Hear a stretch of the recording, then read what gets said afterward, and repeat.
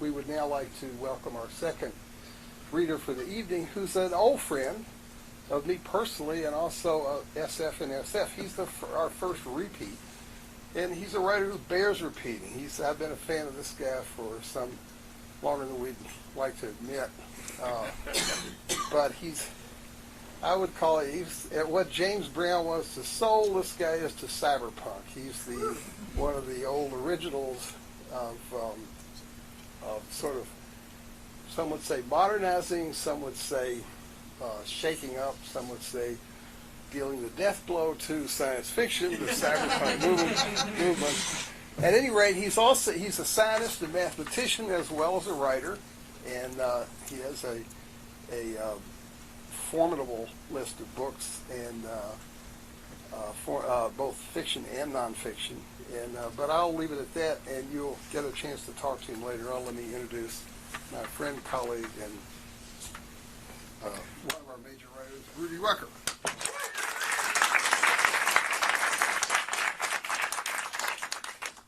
Thanks, Terry.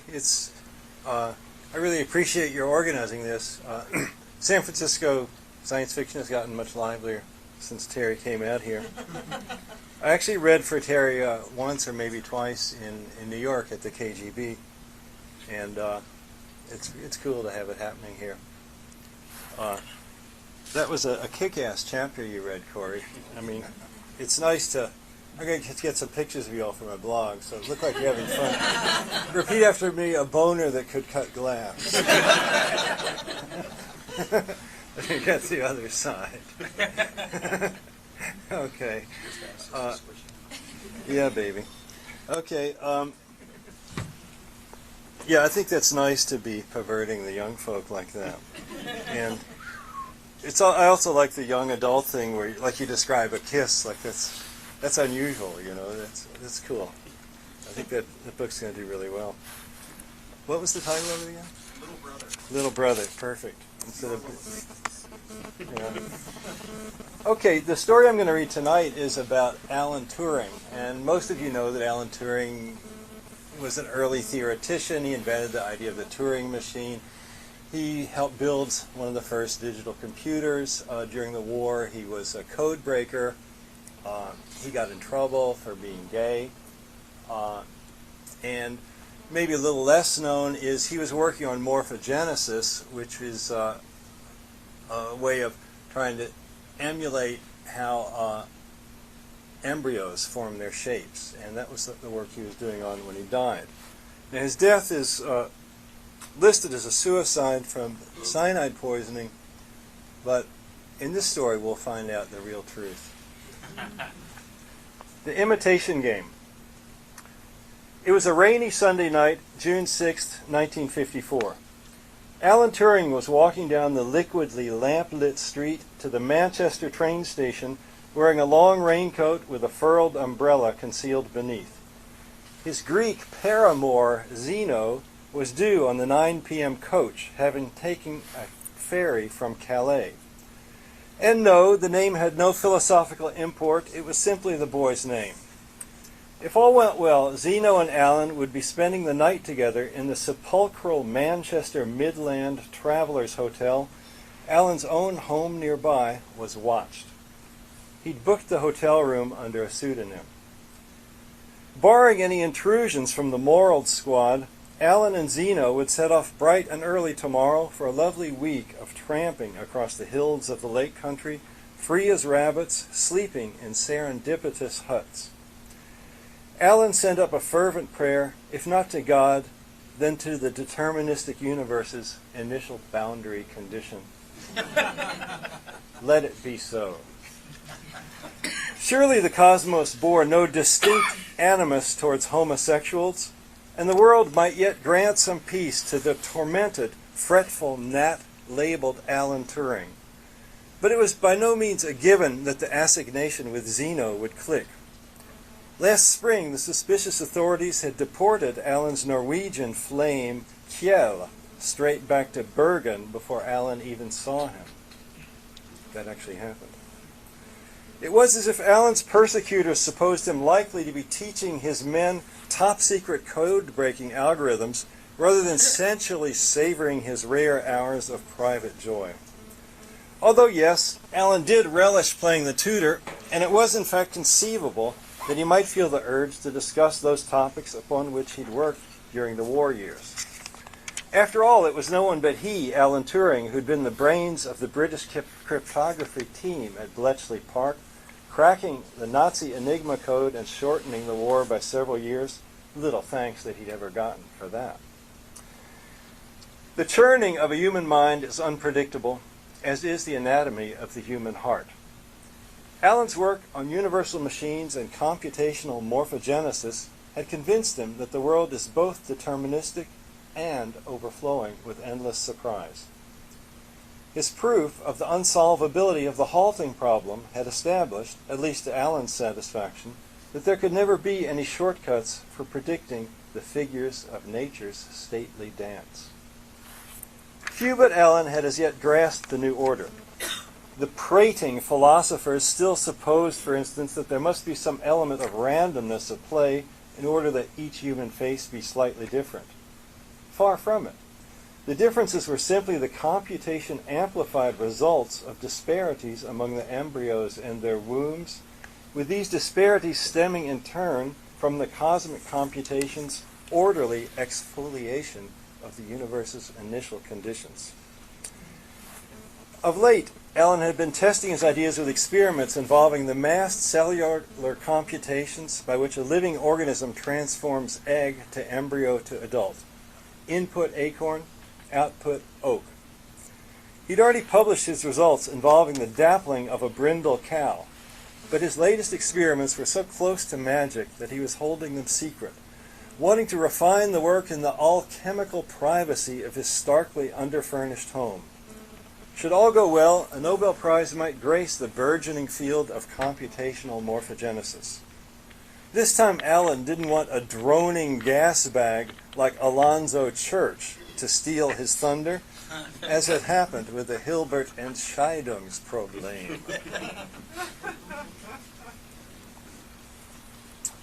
Mathematical humor. Alan glanced at his watch. Only 3 minutes till the coach arrived. His heart was pounding.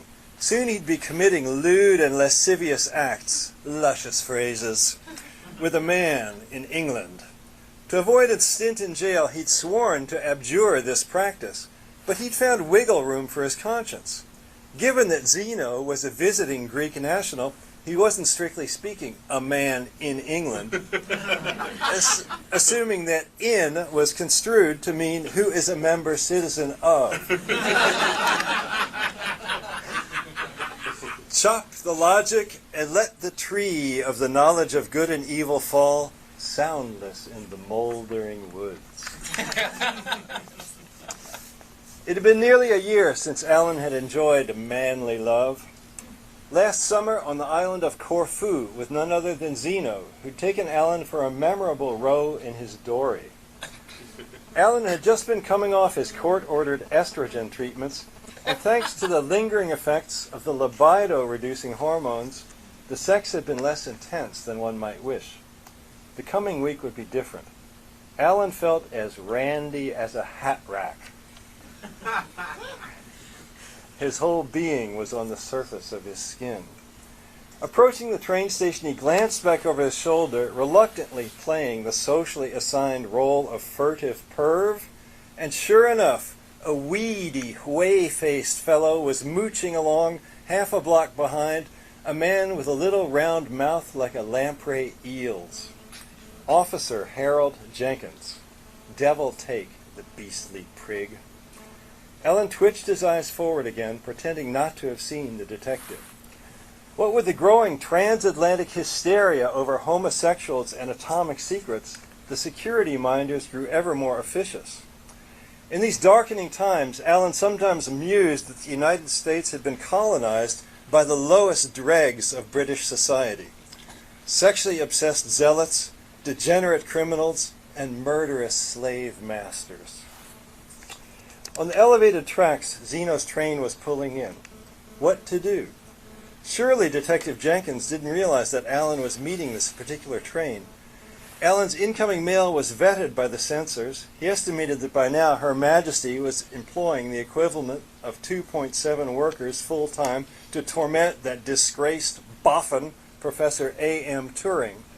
But, score one for Prof. Turing, his written communications with Zeno had been encrypted via a sheaf of one-time pads he left in Corfu with his golden-eyed Greek god, bringing a matching sheaf home.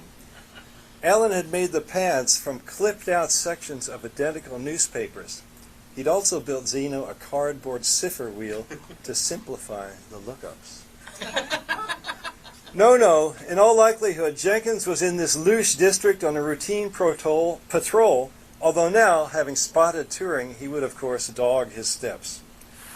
The arches beneath the elevated tracks were the precise spot where, 2 years ago, Alan had connected with a sweet-faced boy whose dishonesty had led to Alan's conviction for acts of gross indecency. Alan's arrest had been to some extent his own doing. He'd been foolish enough to call the police when one of the boy's friends burglarized his house. "Silly ass," Alan's big brother had said. Remembering the phrase made Alan wince and snicker. A silly ass in a dunce's cap with donkey ears. A suffering human being, nonetheless. The train screeched to a stop, puffing out steam. The doors of the carriages slammed open. Alan would have loved to sashay up there like Snow White on the palace steps, but how to shed Jenkins? Not to worry, he'd prepared a plan.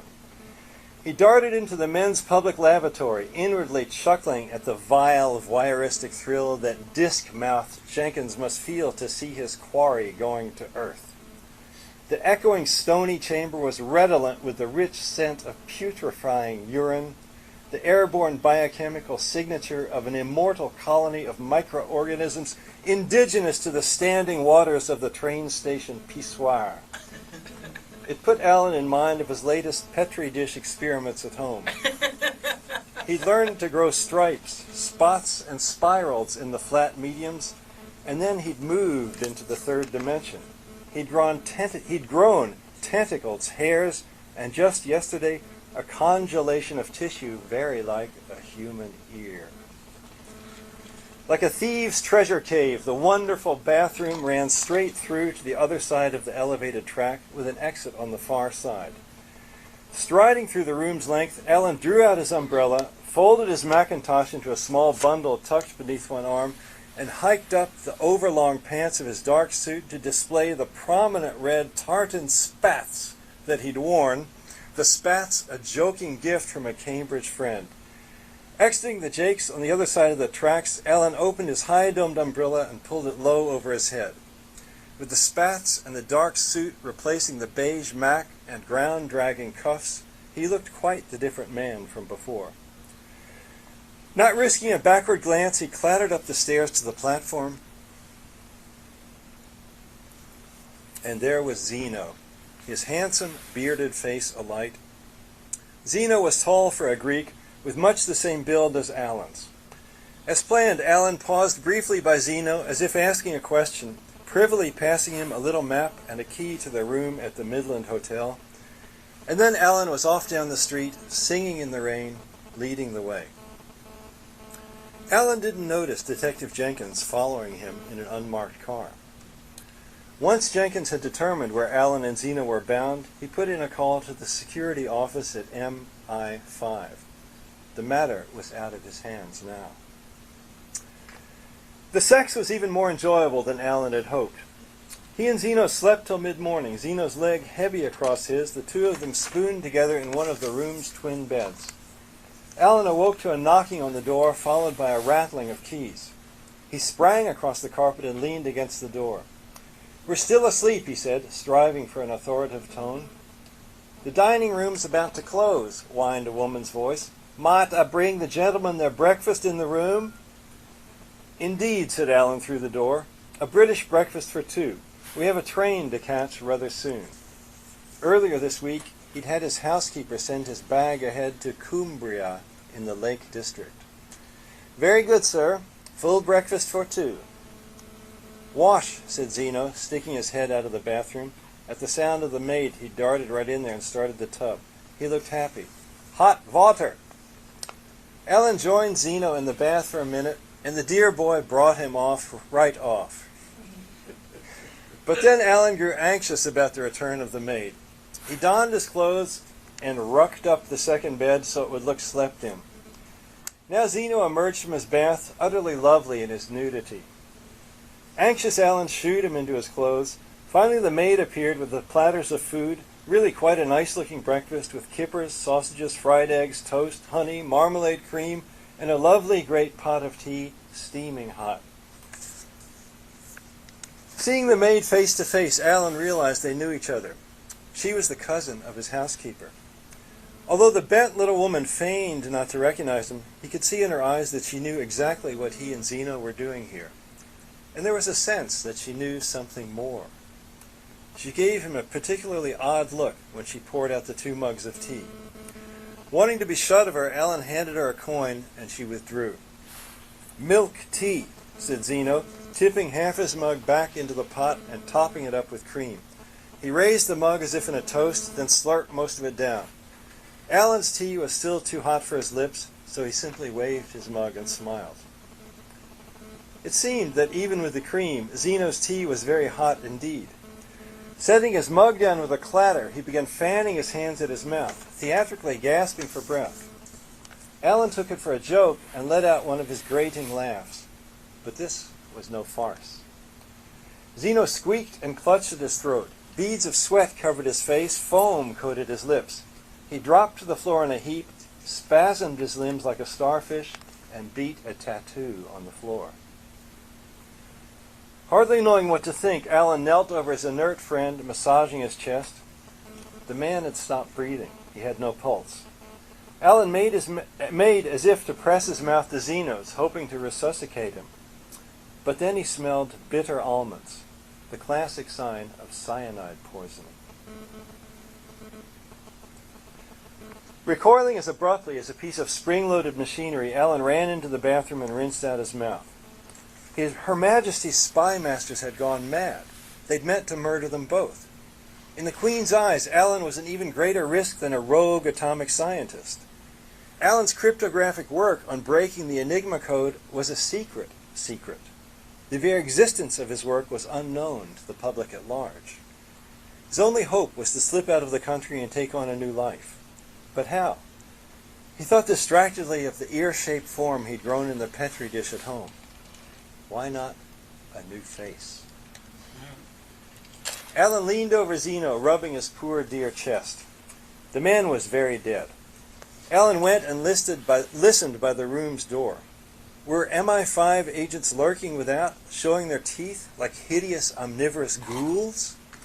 But he heard not a sound. The likeliest possibility was that some low-ranking operative had paid the maid to let him dose the tea and had then gotten well out of the way. Perhaps Alan had a little time. He imagined setting his internal computational system to double speed. Stepping lively, he exchanged clothes with Zeno, a bit tricky as the other man's body was so limp. Better than rigor mortis, at any rate. Finding a pair of scissors in Zeno's travel kit, Alan trimmed off the pathetic noble beard, sticking the whiskers to his own chin with smears of honey. A crude initial imitation, a first-order effect. Alan packed Zeno's bag and made an effort to lift the corpse to his feet. Good Lord, but this was hard. Alan thought to tie a necktie to the suitcase, run the tie over his shoulder, and knot it around Zeno's right arm. If Alan held the suitcase in his left hand, it made a useful counterweight. It was a good thing that, having survived the estrogen treatments, Alan had begun training again. He was very nearly as fit as in his early 30s.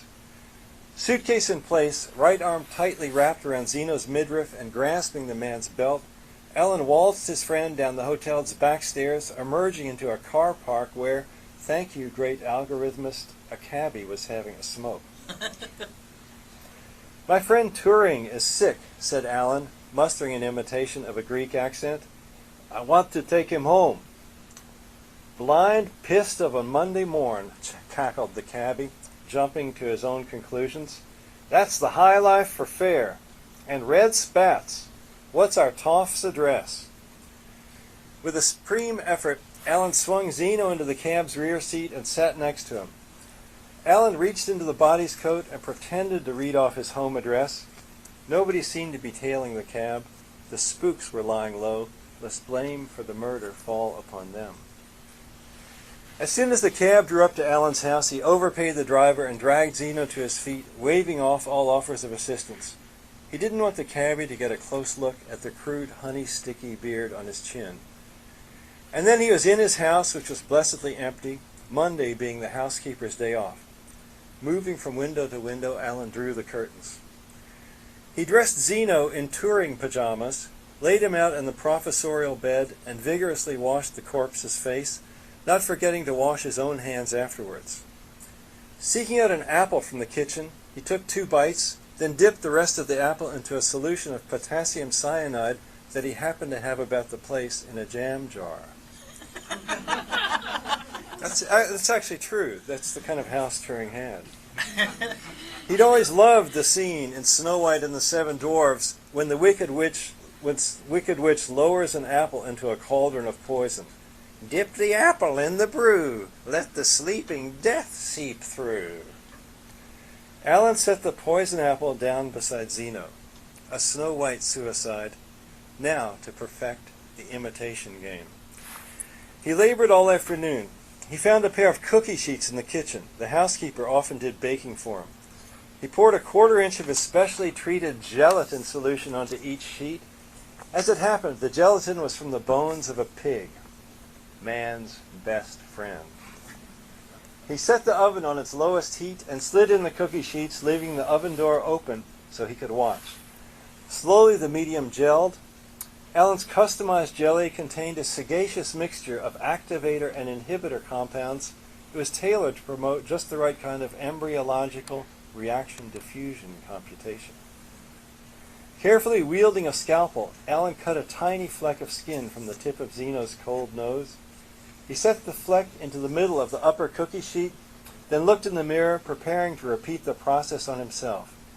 Oh blast, he still had honey and hair on his chin. Silly ass.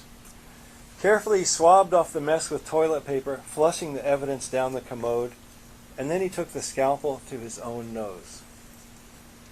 After he set his fleck of tissue into place in the lower pan, his tiny cut would keep on bleeding, and he had to spend nearly half an hour staunching the spot, greatly worried that he might scatter drops of blood around. Mentally, he was running double-strength, error-checking routines to keep himself from mucking things up. It was so very hard to be tidy. When the housekeeper arrived tomorrow morning, Alan's digs should look chaste, sarcophagal, Egyptian. The imitation Turing corpse would be a mournful memento mori of a solitary life gone wrong, and the puzzled poisoners would hesitate to intervene. The man who knew too much would be dead. That was the primary desideratum. After a perfunctory inquest, the Turing replica would be cremated, bringing the persecution to a halt, and Alan's mother might forever believe that her son's death was an accident. For years she'd been chiding him over his messy fecklessness with the chemicals in his home lab. Outside, a car drove past very slowly. The brutes were wondering what was going on. Yet they hesitated to burst in, lest the neighbors learn of their perfidy. With shaking hands, Alan poured himself a glass of sherry. Steady, old man. See this through. He pulled up a kitchen chair and sat down to stare through the open oven door. Like puffing pastry, the flecks of skin were rising up from the cookie sheets with discs of cellular growth radiating out as the tissues grew. Slowly the noses hove into view, and then the lips, the eye holes, the forehead, the chins. As the afternoon light waned, Alan saw the faces age. Zeno in the top pan, Alan on the bottom. They began as innocent babes, became pert boys, spotty youths, and finally grown men. Ah, the pathos of biology's irreversible computations, thought Alan, forcing a wry smile. But the orotund verbiage of academe did little to block the pain. Dear Zeno was dead. Alan's life as he'd known it was at an end. He wept.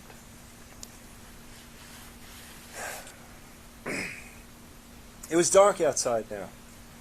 Alan drew the pans from the oven, shuddering at the enormity of what he'd wrought. The uncanny, empty-eyed faces had an expectant air. They were like holiday pie crusts waiting for steak and kidney, for mincemeat and plums. Bristles had pushed out of the two flaccid chins, forming little beards. Time to slow down the computation. One didn't want the wrinkles of extreme old age. Alan doused the living faces with inhibitor solution, damping their cellular computations to a normal rate. He carried the bearded Turing face into his bedroom and pressed it onto the corpse. The tissues took hold, sinking in a bit, which was good. Using his fingers, Alan smoothed the joins at the edges of the eyes and lips. As the living face absorbed cyanide from the dead man's tissues, its color began to fade. A few minutes later, the face was waxen and dead. The illusion was nearly complete. Alan momentarily lost his composure and gagged. He ran to the toilet and vomited. The little came up. He'd neglected to eat anything today other than those 2 bites of apple. Finally, his stomach spasm stopped. In full error correction mode, he remembered to wash his hands several times before wiping his face, and then he drank a quart of water from the tap. He took his razor and shaved the still bearded dead Turing face in his bed. The barbering went faster than when he'd shaved Zeno in the hotel. It was better to stand so that he saw the face upside down. Was barbering a good career? Surely he'd never work as a scientist again. Given any fresh input, the halted Turing persecution would resume. Alan cleaned up once more and drifted back into the kitchen. Time to skulk out through the dark garden with Zeno's passport, bicycle through the familiar woods to a station down the line, and catch a train.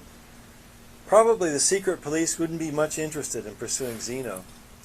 They'd be glad Zeno had posed their murder as a suicide, and the less questions asked, the better. But to be safe, Turing would flee along an unexpected route. He'd take the train to Plymouth, the ferry from there to Saint-Ander on the north coast of Spain, a train south through Spain to the Mediterranean port of Tarifa, and another ferry from Tarifa to Tangiers. Tangiers was an open city, an international zone. He could buy a fresh passport there. He'd be free to live as he liked in a small way. Perhaps he'd master the violin and read the Iliad in Greek. Alan glanced down at the flaccid Zeno face, imagining himself as a Greek musician. If you were me from A to Z, if I were you from Z to A. Alan caught himself. His mind was spinning in loops, avoiding what had to be done next. It was time. He scrubbed his features raw and donned his new face.